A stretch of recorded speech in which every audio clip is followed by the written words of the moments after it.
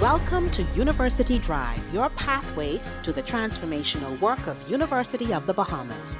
Our goal is to build a better Bahamas by shaping tomorrow's leaders today, finding solutions to challenges, and forging new opportunities for growth.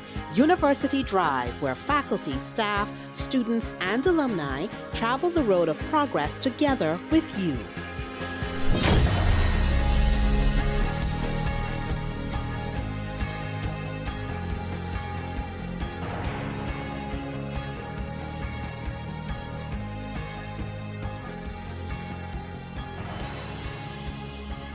The Governor General Award is awarded to the student with the highest cumulative grade point average over the course of their studies at UB. This student emerges as the valedictorian of their graduating class and solidifies themselves in the history annals of the institution. Today's episode of University Drive will highlight the academic journey of Mrs. Andronika Clark, the University of the Bahamas Commencement Class of 2021 Governor General Award recipient. Mrs. Clark, thank you so much for joining us today on the show. Thank you. It's great to be here. Take us back to the moment you received the call or the email to inform you that you had emerged as the valedictorian of the University of the Bahamas class of 2021. It was in the afternoon when I received the call from Dr. Walteria Tucker-Roll. I think this was about probably 4 p.m. I just arrived home with my daughter and we were just watching television. Then I was scrolling through my calls, well, not my calls actually, I was scrolling through my messages. Then a call came through. When I answered it, the lady said, hello, Andronika, how are you? I said, I'm fine. And then she said, this is Dr. Walteria Tucker-Roll. From she said her name, I knew the rest. You knew the rest. Wow. Everything in the next probably 10 to 15 seconds was a blur, but I knew exactly what she was saying after she said, you are the recipient of the governor. All I had to hear was governor. And I just dropped to the floor. I couldn't believe it, but I knew I was going to receive the call, but when I received the call, I still was in shock. I love the confidence in which you said that you knew that you were going to receive that call.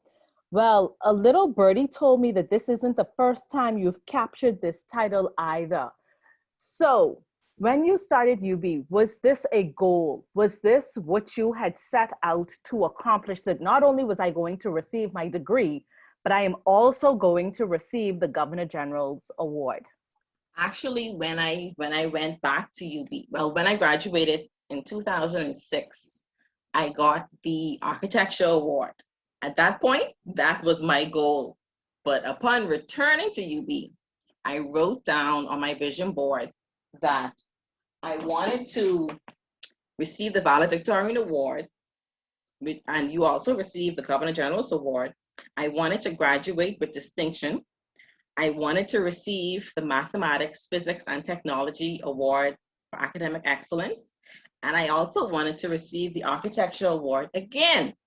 So as I got the call for each of these awards, I just ticked it off on my vision board. Wow, you walked away not just with the Governor General's Award, but the Award for Academic Excellence in Architecture and the Award for the School of Math, Physics, and Technology, MPT, correct? Yes. I'm a strong believer of vision boards. So I want to delve into this. I want to stray a little bit. And I want to talk about the importance of having a vision board and the role vision boards play in helping us to achieve our goals. How long have you been working with vision boards and what prompted you to start? Only recently, since I returned to school, I started working with vision boards. It was my sisters who actually told me that I should get a vision board now that I'm going back to school so that I can put down my goals for each course, actually for the entire university experience so that I can have everything laid out in front of me, what I want to accomplish. So I purchased my vision board, And for each semester, even for my classes, I wrote down the name of my course. And for the final grade, I wrote down A. I didn't write midterm grade A. I wrote final grade A. And I could say for the majority, probably 99% of my courses, I got an A. That is impressive. 99 now, and I'm gonna shed some light so that our audience understands why I say that's impressive. And I know it's not difficult to be an all A student, but you are not just a full-time student at the university. You work full-time, you're a wife and a mother. How did you manage balancing all of those hats and still achieve academic excellence? It was a struggle, but when the pandemic happened and we had to go online, my daughter, I think she was in K5 at the time. So that gave me a chance to, I guess, get my feet wet with her and get an experience with what she would have to deal with her classes alone, and then getting adjusted to my classes as well. Because while I did my regular classes at UB, we also did study abroad classes with the University of North Carolina, Charlotte. This year would have been my travel year for study abroad, but due to the pandemic, we had to keep all of our classes online. And those classes were a struggle because they were master classes that we were doing with that university. So apart from doing my regular UB classes, we had the master classes with UNCC, and we also had it's a restoration class with a course in Egypt. This was with Dr.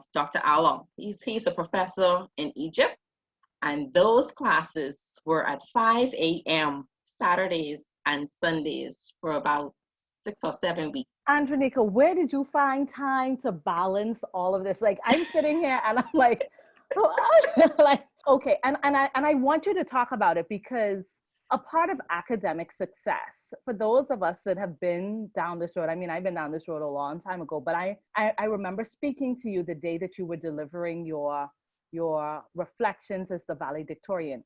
And a part of academic success is time management. Clearly, I mean, without a doubt, you had to have almost exact time management skills, and you had to almost account for every second of your day in order to balance all of the things that were going on. So you were working, you had a daughter that you had to assist with virtual learning, you had your classes at UB, you had your classes at UNC, you had this thing going on in Egypt and at 5 a.m. in the morning on a Saturday and Sunday of all days, and you succeeded. The record reflects that you succeeded. How important was time management, and what role did that play, and how did you use time management to ensure that you stayed on track with all of your tasks? Give us some of the tips that you utilized to stay the course. Well, it all started from me having to work from home.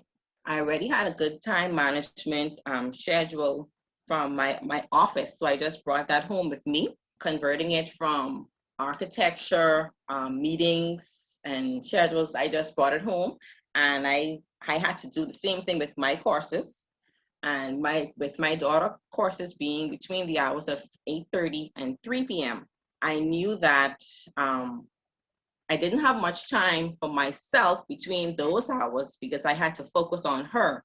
Even though I still had 4-hour classes just on one day with her, I still had to manage my time between 4 and probably 8 just for class time. After that, I had another probably an hour after that to get her in bed.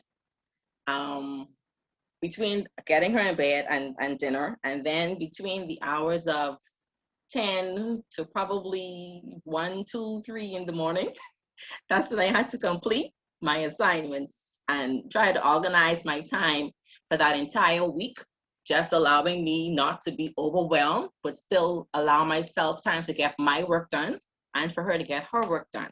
Andronica, 1, 2, 3 o'clock in the morning, most people are sleeping. I mean, I guess for college students, it could be a little different.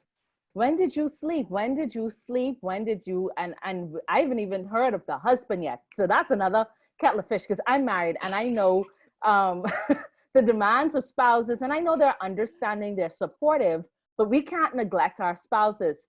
When did you find time to sleep, and where is your husband in all of this, and what role did he play in supporting you in this journey as well? I slept for about probably 3 hours.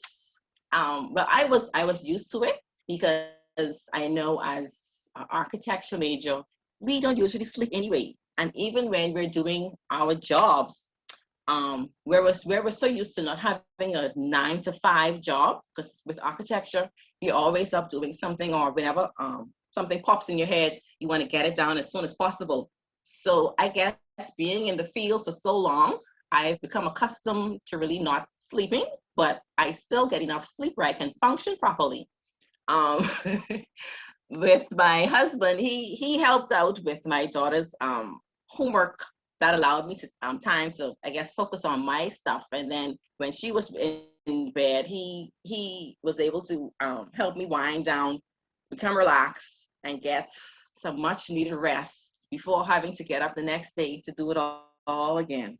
Man, it sounds like, I mean, every time I speak to you, I'm more and more impressed, because you balance being a full-time mom, being a full-time wife, being a full-time employee.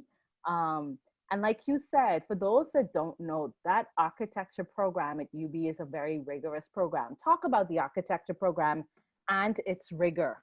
First of all, I would like to commend the professors who put the program together, because it is an awesome program. It allows you to, I guess, just stretch yourself and create everything that you could imagine. If you come into the program thinking, oh, I don't know how to do this, so I'm not sure I can do that. By the time you leave that program, you will have confidence in yourself that you can do any program in the world. You can work anywhere in the world after you finish this architecture program at UB. Now, Andronica, I want you to balance that, because some people be like, well, how could she say that? How could she make such a strong statement? But you also work in an architecture firm. So you also have hand-on experience of what the industry requires. And it seems to me that based on that statement you just made about the excellence of the program at UB, it aligns with industry standards and it prepares you. How did you find what UB was preparing you to do, assisting you in your career as an architect? Well, with the bachelor's program, apart from the associate's program, when we took that one, we weren't aware of the many roles that an architect plays. Now, when we came back, even though I think about half of us were already working in the field for over 5 years, the program helped us to develop our skills in each of these areas, such as MEP and just the structural part of it. It gave us a better understanding of why the role of an architect is so important, and why the architect has to know these different areas, these different disciplines, in order to incorporate each of those disciplines in his or her design, so that you can have a complete and proper functioning building. You can't just focus on the design, because if the structure doesn't work, if the MEP doesn't work, then your design is not going to work. So like most of us said, like I said, we were already working in the field, we got a better understanding of how each component works and why it is so important for us to know each aspect of that field. You threw out an acronym, MEP. For those of us that don't know what that means, what is MEP? That's mechanical, electrical, and plumbing. Oh, see? Now I'm going to go into your field a little. The air conditioning. MEP was like, what is that? You know? Now, Andronica, you said something that, you know, a lot of times for those of us, the laymen, the people that don't know the intricacies of architecture, we just see it as design, putting something aesthetically appealing and pleasing and creative to to 4 walls, like making 4 walls seem like 20 walls and something spectacular. And you said that there are a lot of intricacies and a lot of other aspects and components to it that the average person may or may not understand or even be able to appreciate. I'm going to ask you to delve a little bit into the intricacies of the architecture field and to give us a better appreciation of what UB taught you and prepared you for, and what is architecture from a bigger perspective. Okay. Well, most persons, when they go into a building, they just, like you said, they just see the 4 walls. But when we design a building, we have to make sure it functions properly. We have to make sure that it's aesthetically pleasing. We focus on building health, meaning that the building has to have proper ventilation, not just from the mechanical systems, but also from the exterior cross ventilation, so that there's not a buildup of mold, which has occurred in many of our buildings. We have to make sure that the occupants of the building are comfortable in their space, apart from just using the proper finished materials. Overall, we just have to make sure that the occupants are comfortable, the building is well ventilated, so that you don't get sick building syndrome, and also so that. Okay, so when we talk about these different things, besides that, you spoke about an MEP, mechanical, electrical, and plumbing. Why is it important to, at the onset? Because I just don't want this to be a show about, I think we can go so much further with this show. We have an opportunity to educate the Bahamian public. You mentioned sick building syndrome and the flow of air, not just from the mechanical side, but the natural ventilation, and how a lot of our buildings have not met the specifications in a lot of instances, because it is evident by the mold accumulation that we see in buildings. How then do we mitigate against these things? What are some of the things that people that don't know need to look out for? And I know, and I just want to throw in something here, because I was speaking to an architect the other day, and she was like, Nikki, not every person that draws plans is a licensed architect. And I'm like, what do you mean? So why is it important to ensure that if you are embarking on a project that's going to cost you so much money, that you ensure that you engage the professionals and you get value for money? It's important because, well, like the other architect said, not everyone that draw plans are licensed, so they're not aware of all of the other important aspects that make up the building. Like the other consultants, they would have specific knowledge about what materials would be best used in that building, specifically for mechanical, as it relates to the proper filters that can be used, or the proper system that can be installed to help mitigate against sick building syndrome. If you're not aware of the components, especially when putting together the specifications, then it's always best to consult with the MEP engineer, so that they can give you proper guidance into what materials can be used to help reduce the sick building syndrome, or even help to eliminate it within a building. So sick building syndrome is real. Yes. It's not a figment of people's imagination. No, and it all comes from the finished materials that you use, like the type of paint coatings that you use. All of them have certain chemicals in them that can help with causing a person to become sick. You may think that, oh, I'm just tired because of overwork. Oh, no, it could be your environment that you're in every day. You're walking past these materials and you're unaware that they're releasing gases that are making you sick. So if the building is continuously closed up, not allowing ventilation to flow through, then it's only going to get worse. And that if your mechanical system is not properly flushed out, then that also will help or contribute to your sickness, and eventually will contribute to the mold buildup. And then you would have to call in the specialists to eradicate that problem. But by that time, you will have no idea of how many persons were already affected by this sick building syndrome. Listen, this sounds like so it all comes down to materials. Wow. It all comes down to materials. There are vast information out there concerning certain materials that you can use, from paint materials to floor materials to even other wall materials that you use. And apart from paint, like wallpaper, that you can use that won't give off these gases that can cause you to get sick. As an architect, as an architecture student at the University of the Bahamas, these are some of the things that you learn, correct? Yes. How does this translate to a contractor who decides that this is the chosen field and I'm going to be a self-proclaimed contractor, and because of the cost of certain materials, because I'm a firm believer that you get what you pay for. And I know a lot of times, and I'm not trying to badmouth the industry or contractors, but a lot of times, even people make individual decisions to take shortcuts and to use materials of a lesser quality that I'm sure could contribute to this whole sick building syndrome. Are contractors then well aware of these different things, or is it left to the expertise of an architect to ensure that the materials that are being used are up to standard and are healthy, for lack of a better word? The contractors are aware of the materials, but it's up to the architect as the client's agent or representative to inform the client that even though this type of material may cost you a bit more in the overall scheme of things, it will pay off in the long run and you will have a better, healthier home, or a better, healthier, not just a home, but any type of structure. It will last longer. Your occupants won't become sick.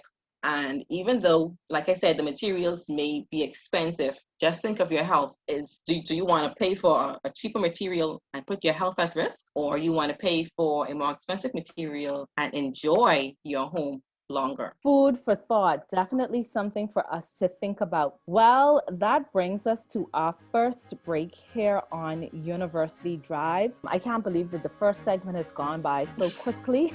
We take our first break. Stay tuned. We'll be right back. To protect yourself and others from COVID-19, stay home as much as possible and avoid close contact with others. Wear a mask that covers your nose and mouth when you leave home. Wash your hands with soap and water for at least 20 seconds or use alcohol-based hand sanitizer. Practice social distancing. If you must leave home, stay at least 6 feet away from other people and disinfect items you must touch. Limit in-person contact as much as possible. To prevent the spread of COVID-19 if you're sick, avoid public transportation, ride-sharing, or taxis. Stay home if you're sick, except to get medical care. Remember to call ahead first. Separate yourself from other people and pets in your home. Everyone is at risk of getting COVID-19.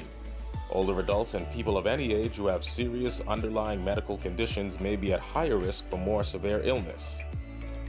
This message is brought to you by the Centers for Disease Control and Prevention and University of the Bahamas.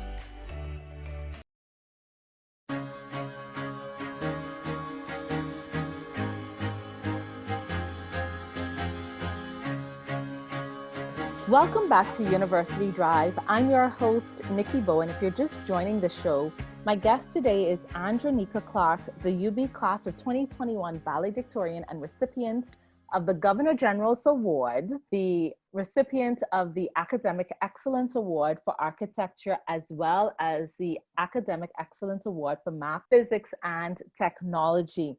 Andronika, before the break, we were talking about the role of an architecture in ensuring that buildings are healthy. And at UB, I want you to take us through your journey, because you mentioned earlier that you were there, and I don't remember the specific year, but you did the associate's program and the bachelor's program. And you spoke about how the associate's program was different and how much more information you attained at the bachelor's level. Take us through your years. When did you start UB? When did you stop, and when did you come back to UB? I started UB, the then COB, in 2003. I finished with my Associates of Arts degree in architecture in 2006. I began work immediately afterwards. I got some information a few years later. I think this was about 2011. That they were about to start up a bachelor's program. So I was quite interested, but as time went by, the program had to develop more. They had to include more information. I think they also had to get more professors to work on the program. So finally, I think I heard that it got started in 2017. So I put in my application. I received my acceptance letter for the fall of 2018. So that's when I returned. I returned part-time. I only took 2 classes just to get my feet wet, trying to get back in the whole studying and school mode. So after I took those classes, they were awesome. I did quite well. It was like I never stopped. After that, I took that following, but it was summer.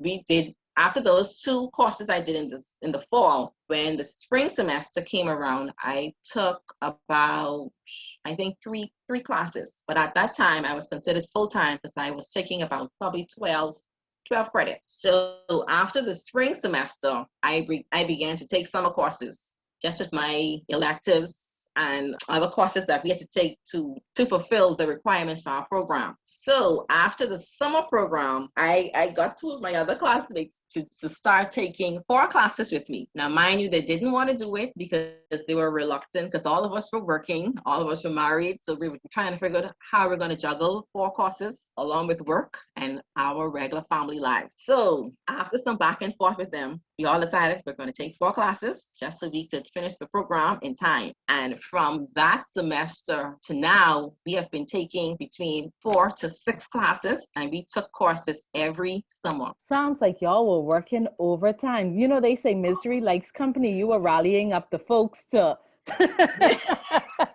you wanted company, it sounds like to me, but I'm sure they're thankful that you pushed them. And yes, they are. They're always saying, boy, Andronika, I thank you so much for telling us to take these classes, because now we are done. Well, it's good to know that you were able to encourage and motivate your classmates along this journey and to see the bigger picture, because, you know, a lot of times people say it's almost impossible to finish on time, but what people don't realize is that you have to be prepared to do those summer courses and to knock out courses that you may not be able to knock out in the fall or spring semester in the summer, and to strike that balance of easy courses and difficult courses to make sure that you make it through. But it almost seems as though in the architecture program, there are no easy courses, or everything's just rigorous. Andronika, what were some of the highlights as a student at UB? Whether it was in the classroom, out of the classroom, I know you're a member of the Student Success and Leadership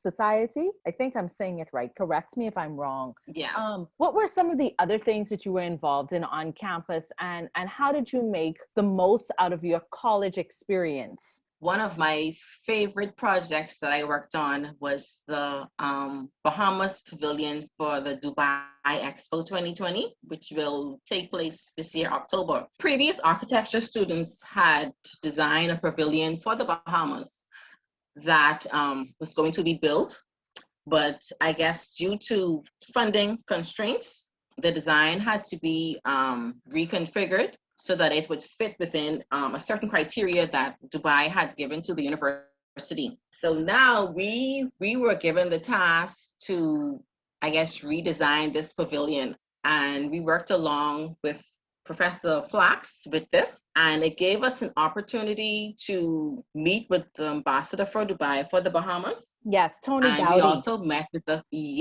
and we also met with the committee, I think on a probably monthly basis, just to give them our ideas, and so they can give us feedback so that we all can present this beautiful display of Bahamian culture to the world. So having worked on that, that was an awesome experience for all of us. And even up to this day, we are still in talks about visiting the pavilion once it gets started. I know they have a Bahamas Day set for January 2022. So I guess we are hoping that we can travel to Dubai so that we can be there for the Bahamas Day. Awesome. I'm hoping I could get to travel too. Listen, I've been following the Dubai Expo 2020. I've covered several of the press conferences that we had when we made the official announcement and we unveiled the original design of the pavilion. We were there. We highlighted some of the culinary components as well, because for those that don't know, Dubai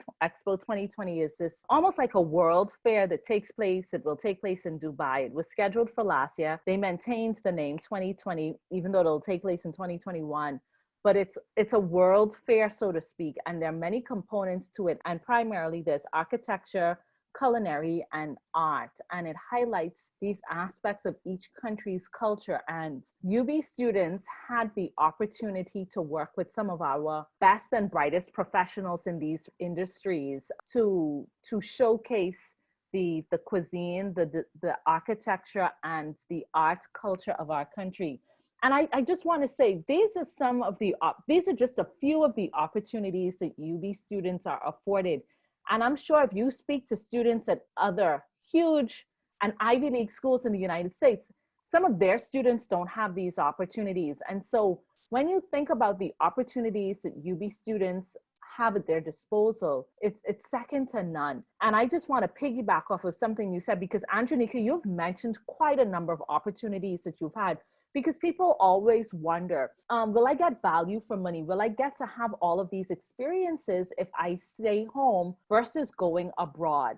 And from the sounds of it, you've had that and more, because had COVID not happened, you would have spent your final semester at the University of North Carolina, Charlotte. I just love their campus. I went to school in North Carolina. And these are things that, people are looking for when they choose a university, that they have these types of experiences.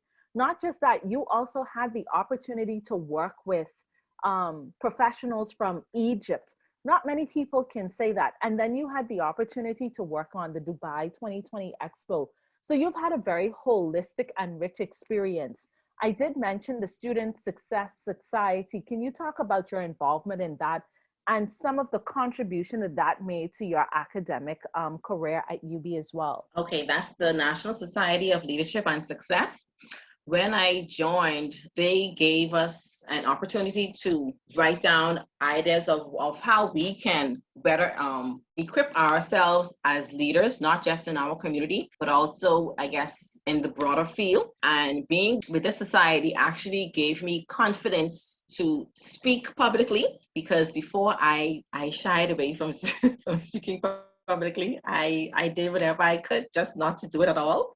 But this gave me the confidence to express my ideas, especially when I had to do presentations for studio, because every semester you have to do a presentation either in front of the class, or your final presentation will be in the front of all of the architecture professors, along with invited architects in the field. I think they had some engineers there as well. So it helped me to develop my confidence to speak publicly, not to be scared, be able to express my ideas. And I am so grateful to them for that, because I would not have been able to just, I guess, speak fluently and just express my ideas so clearly. Well, they were preparing you to deliver that commencement speech, it seems like, because you had your goals set on that. As you talk about confidence, in what other areas has UB shaped you and prepared you to enter your career field with, and I'm going to piggyback on that word, with confidence and competence?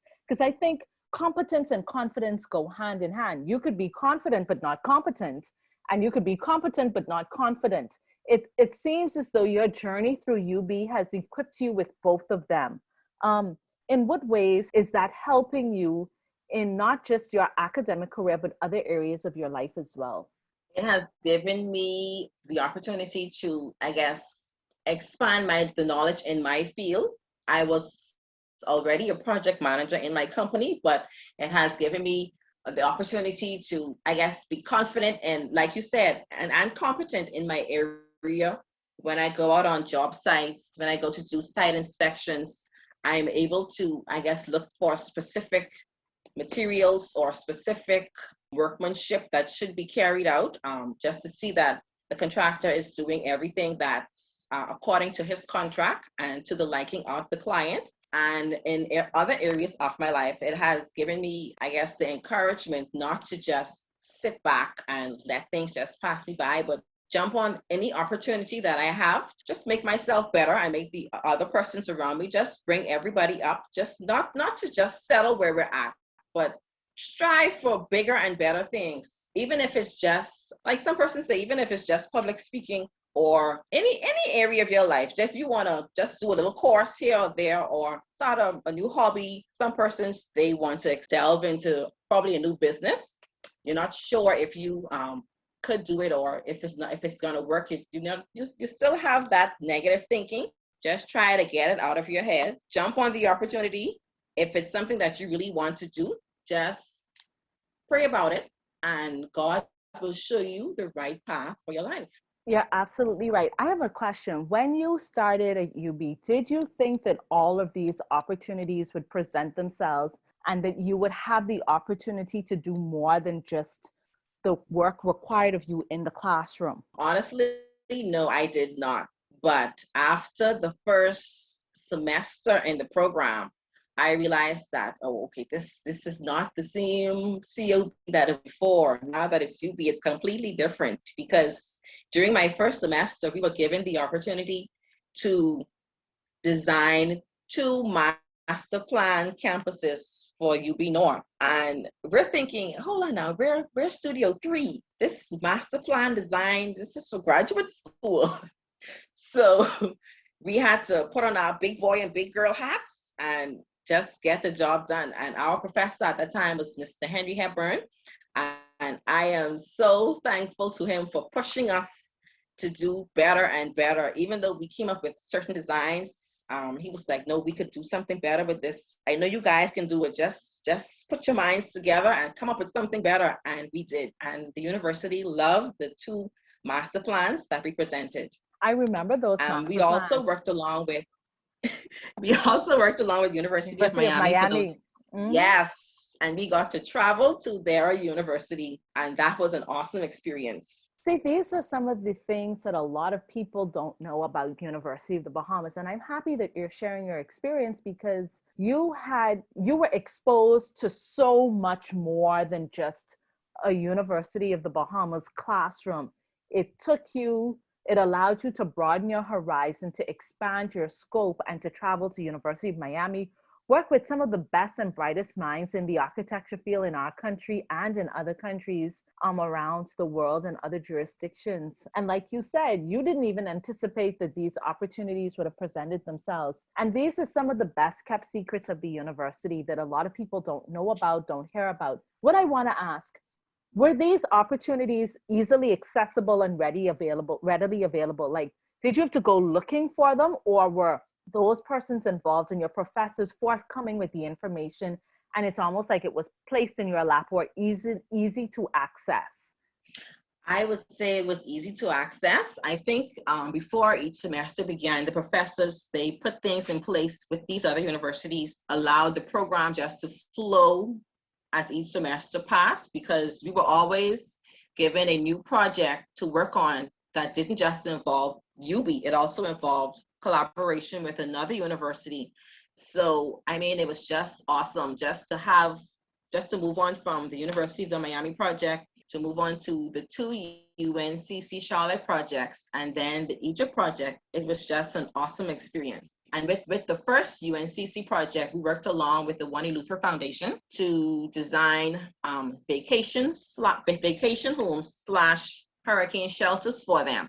And then with the second project we did with UNCC, we worked on an urban development program for Grand Bahama, particularly with the former UB North campus, along with just the city of Freeport, to determine how could we incorporate that campus into the city of Freeport, so that we can, I guess, spark activity in that area. You know, as you speak about Freeport, I remember, and your experience in designing these master campuses, I remember when you guys presented at the Sustainable Grand Bahama Conference at UB North. And it was then that I had my first real introduction and insight into the intricacies of architecture, because I can vividly remember the students standing up there and explaining why they chose, I think it was the windows they chose based on the direction of the wind, and why they positioned the building on the property the way they did. I'm like, all of this goes into this?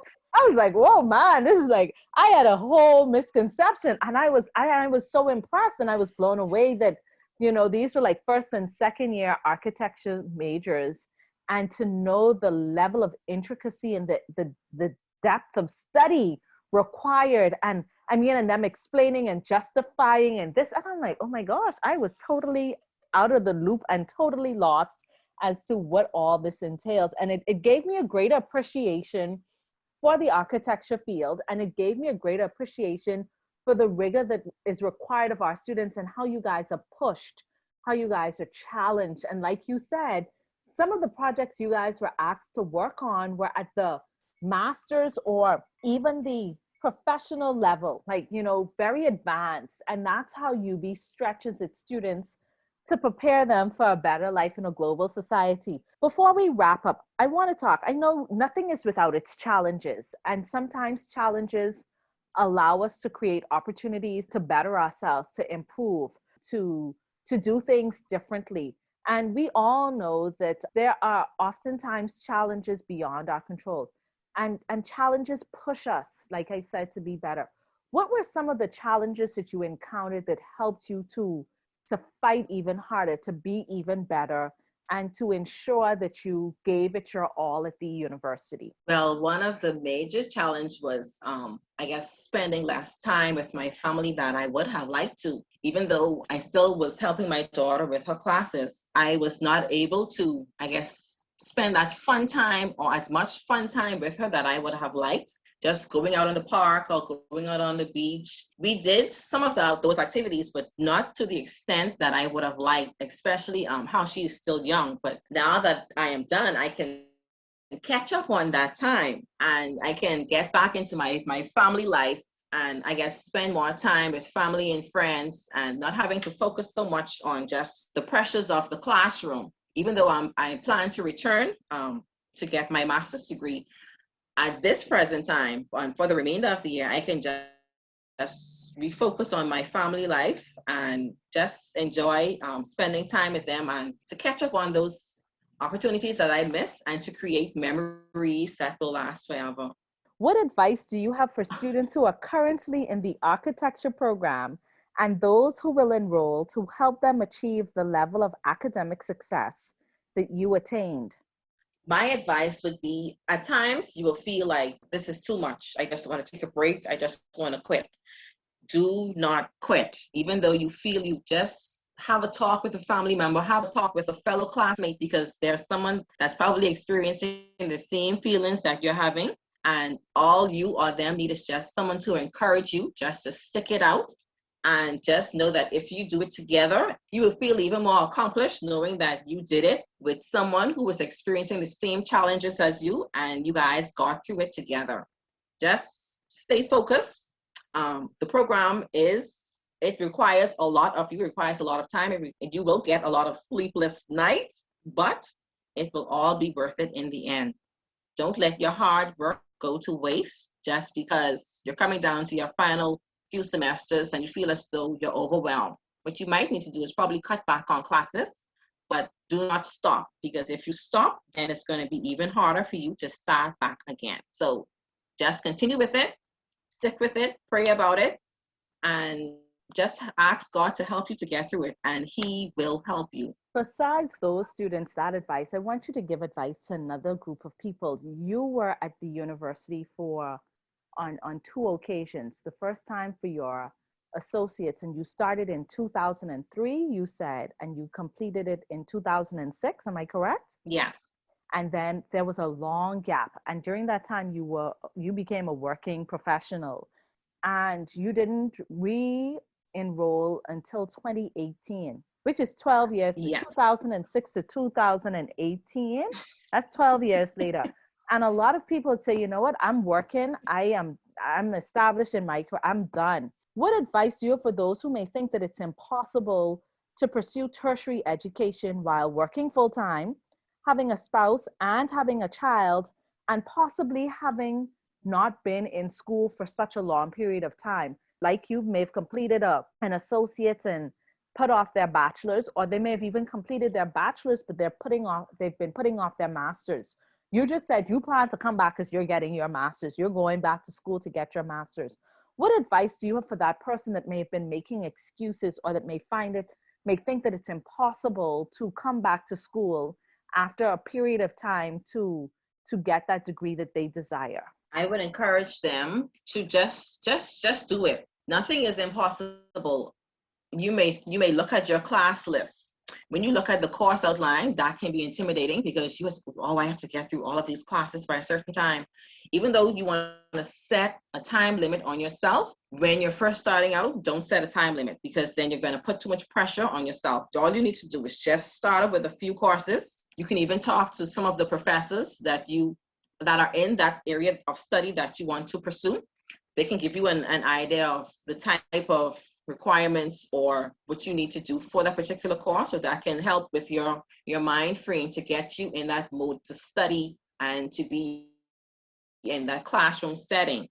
But don't put it off any longer. It's been long enough. Just jump back in, start out with as little as possible that you can, that won't overwhelm you. And then as time goes by, you can build up your course load. And because at that point, you will have already developed a study pattern that can help you with other areas of your life, help you to organize what needs to be done at home, what needs to be done at work, and what needs to be done in the classroom. But like I said, don't put it off any longer. Just get back in. And when you are in that setting, it will feel so natural to you that everything else will just flow easily and you will get everything done. And once it's completed, you will feel so accomplished. I can't even describe the feeling that I got when I was done. That was the first time I was just lost for words. I didn't know what to say. And I'm sure, like you said, you're happy to be able to reclaim that time to spend with family, to make memories, but the sacrifice was well worth it. And a lot of times, and I'm sure it was a huge sacrifice for you and your family, but you knew that the sacrifice would pay off in many ways. And you set a good example for your daughter. I remember in your commencement speech, you spoke about how there were times when your daughter was in your classes. How did I want to wrap up, because you mentioned Henry Hepburn and you mentioned Valeria Flax during this interview, but in your commencement speech, you also mentioned Valeria Flax and the role she played. What role did your professors play in helping you to achieve the level of success and the degree of competency that you acquired during your time at UB? They instilled confidence in us and provided the extra knowledge that we did not have. Even though we're working in the field, there are still some things that we weren't aware of. And just with them allowing us to delve into different aspects of the field, especially with Ms. Flax, she's always pushing us to even pursue other areas of study that's not architecture specifically, but it's related to the field that can help to develop our skills. And they just provide you with the opportunity to make yourself better, not to just settle with where you're at, but I guess continue with research in the field in different areas that's related to the field, so that you can have a broad understanding of everything that's involved, so that you can be competent and confident as you pursue your career in architecture. You know, I'm happy that you said that, because a lot of times people feel that because they're working in a field and they're getting that hands-on experience, they don't necessarily need the education. But you indicated that even though you were working in the field, there were still some things you realized that you didn't know, that the classroom and the textbook knowledge was able to provide to make you a better professional. And I think that's something that gets lost on a lot of people. It's like, well, I've been doing this for so long. What else can I possibly know, or what else can I possibly learn? And you also spoke about the research. And you know, one thing that I've come to recognize, and it's something that I highlight in my personal life, and you know, particularly with my children, that we're lifelong learners. And that's what going to school is all about. I mean, just because you get a degree doesn't mean that you stop learning. It's about research and keeping abreast of global and industry best practices, because things are always changing. And of course, here at University of the Bahamas, we're preparing our students for a better life in a global society. That brings us to our second break here on University Drive. I've thoroughly enjoyed this conversation. I'm enjoying this conversation. Stay tuned. We'll be right back.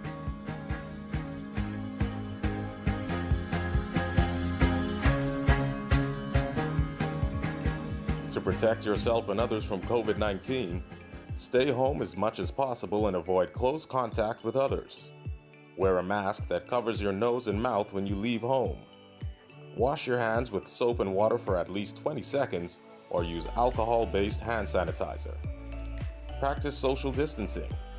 If you must leave home, stay at least 6 feet away from other people and disinfect items you must touch. Limit in-person contact as much as possible. To prevent the spread of COVID-19 if you're sick, avoid public transportation, ride-sharing, or taxis. Stay home if you're sick, except to get medical care. Remember to call ahead first. Separate yourself from other people and pets in your home. Everyone is at risk of getting COVID-19. Older adults and people of any age who have serious underlying medical conditions may be at higher risk for more severe illness. This message is brought to you by the Centers for Disease Control and Prevention and University of the Bahamas.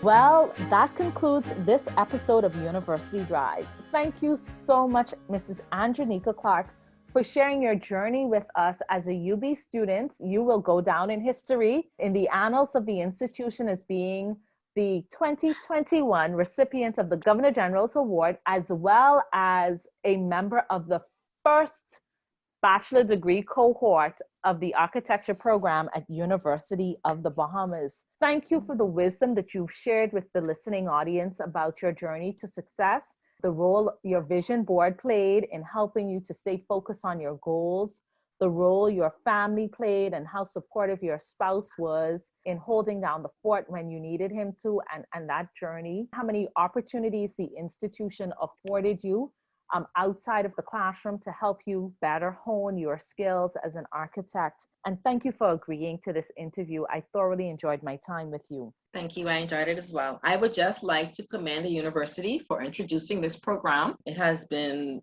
a long awaited. Many students are still, they have awaited this program, and now that it's here, I would just like to encourage them to even encourage the other students that's coming up from high school into the program, because it really prepares you for the field and I guess the career in general of architecture.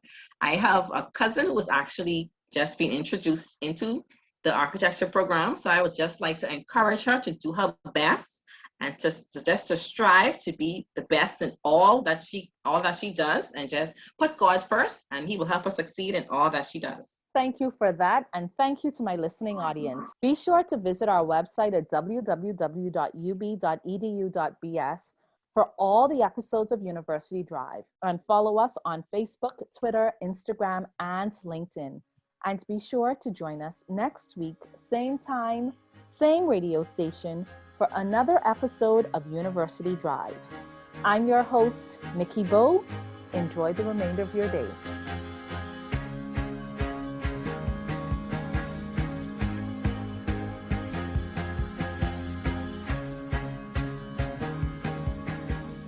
University Drive is a production of the Office of University Relations and the Communications and Creative Arts Academic Unit at University of the Bahamas. All rights reserved.